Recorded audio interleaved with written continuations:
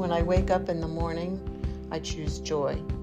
Joy to me is contentment, peace, and happiness. It's the little things that excite you for your day or the things that make you smile. But there's also J-O-Y, Jesus, others, and you. The J in joy stands for Jesus. I grew up going to Sunday school, but it wasn't until later that I realized it's not just about reading the Bible. It's not just going to church.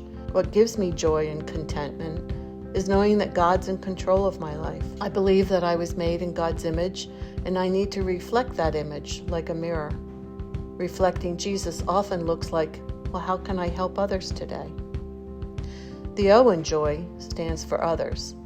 I guess I want to say it's in my DNA, but it's in my personality because I was raised by folks who also reached out to people. We grew up on a farm and my parents were hardworking, but my dad did not know a stranger. Everywhere he went, he would spark up conversations.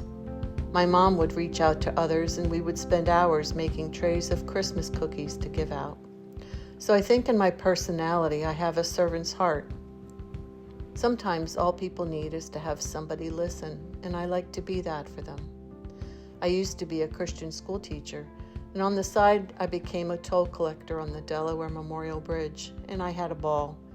I wanted to be the friendliest, fastest, and most accurate toll collector. On Valentine's Day, I would have a bag of Hershey's Kisses and hugs. They'd give me their money, and I'd ask, "Do you want a kiss or a hug?" Then that would break the ice. I wanted to brighten their day, whether they wanted it brightened or not. The Y in joy stands for you, or me, but Jom doesn't sound as nice. Because if I'm not taking care of myself, then how can I help somebody else? Taking care of myself can be little daily things like reading whodunits, trying new recipes, picking up artistic hobbies, having coffee with a friend, doing Bible study, or being an official Rowdy Raider at the Colgate volleyball games with my husband. Or it can be the big things, like big family camping trips to the Adirondacks, or adventures in our camper to Alaska. Joy's been there when I needed it most. My mom was in hospice care in our home for 3 years. This was a time in my life that I felt really anxious and lost.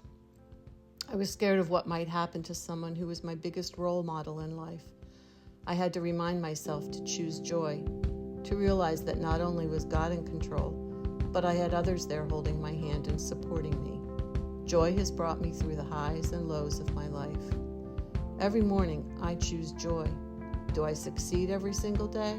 No, I'm human. But all you can do is have the best intentions, and hopefully there'll be a tomorrow, and you'll have another chance to